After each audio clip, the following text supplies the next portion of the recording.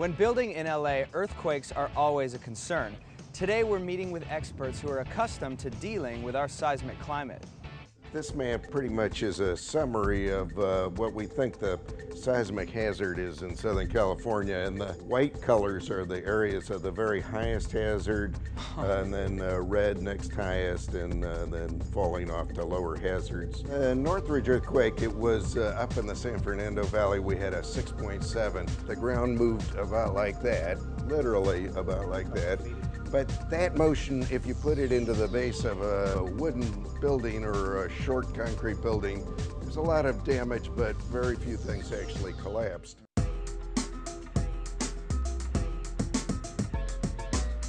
Now follow Jonathan as he teams up with Cal-Quake to offer safety improvements for your home. Hello, Jonathan. How you doing, John? I'm doing great. How are you? Nice to meet you.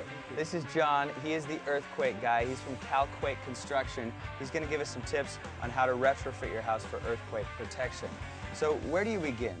We assess the foundation to see whether they're bolted or not, to see whether they have cripple wall bracing or not, and just to see if the house is tied down properly. And we found in this house that they didn't have any bolting. They didn't have any cripple wall bracing. The floor system was not tied together. So what we're going to have to do is we're going to have to crawl underneath. We have to set our angle braces in place. Then we have to use our angle clips and make sure that everything is attached together. This anchor connection, and we're going to use these screws. We're going to set that in place. The last part, which is the important part, and that is going to be on top where the floor joist attaches. We're going to put one of these. They're called framing anchors. And we're going to take these framing anchors and we're going to attach the sill plate up to the secondary diaphragm. Well, let me get in there. Let's do it. Right. Zipping it up. First thing is you have to drill the hole to set those anchor bolts in. Oh, yeah.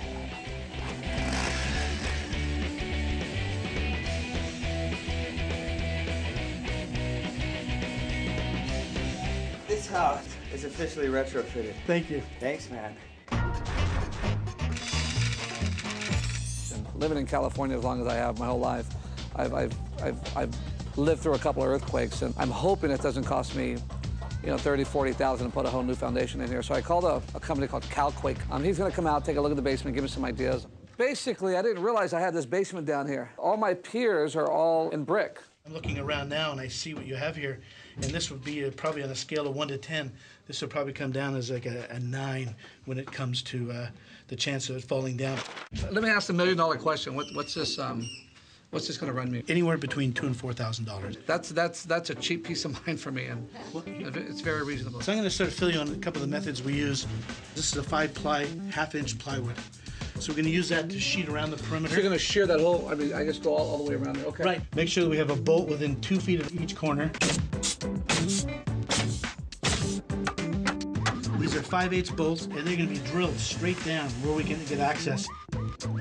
And then after it's all done and we finish around the perimeter, we'll call an inspector in. He'll inspect the work, and then they'll get a sign off. You'll have a piece of paper you can hand off to the new owner. The minimal cost it would cost to fix this is not that big of a deal for peace of mind, and it's going to help me market this property and sell this property that much faster. This house, it's a little bit more unstable because it sits up on a hillside, so I need to take care of some settlement issues we had. I have a company called Cal-Quake that has come out to really make this house structurally safe. My biggest concern on this house was its foundation, and that's why I brought Cal-Quake in here to come in and secure this foundation, underpin it, shear it, bolt it. I didn't want to do too much on the interior of the house until I knew that everything was safe in here, and now that it is, it's I feel good. We can start working on the inside so I can get this house done.